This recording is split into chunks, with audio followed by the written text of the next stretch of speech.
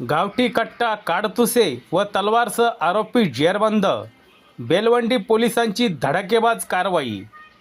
अवैध शस्त्र बाळगणाऱ्या आरोपीविरुद्ध बेलवंडी पोलिसांनी प्रभावी कारवाई करत एका इसमाला अटक केली आहे. आरोपीकडून गावठी कट्टा, 4 जिवंत काडतुसे व लोखंडी तलवार जप्त करण्यात आली आहे.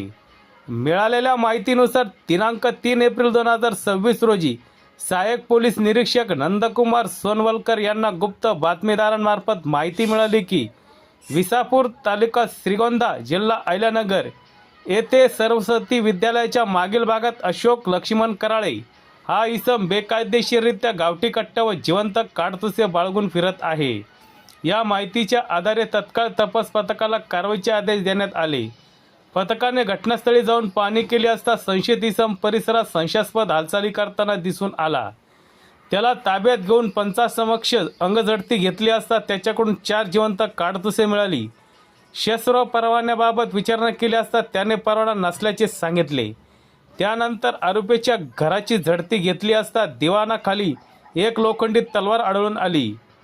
पुढील पोलीस कोठडीत चौकशी दरम्यान आरोपीने घरातून गावठी कट्टा, पिस्तूल ही जप्त करण्यात आली. अटक आरोपी अशोक लक्ष्मण कराळे हा रेकॉर्डवरील गुन्हेगार असून त्याच्याविरुद्ध यापूर्वी पोक्सो कायदा, दारूबंदी कायदा तसेच इतर विविध गुन्हे दाखल आहेत. ही कारवाई पोलीस अधीक्षक सोमनाथ गार्गे, अप्पर पोलीस अधीक्षक वैभव कलवर्मे, उपविभागीय पोलीस अधिकारी प्रवीण कुमार लोखंडे व स्थानिक गुन्हे शाखेचे पोलीस निरीक्षक किरण कुमार कबडे यांच्या मार्गदर्शनाखाली करण्यात आली.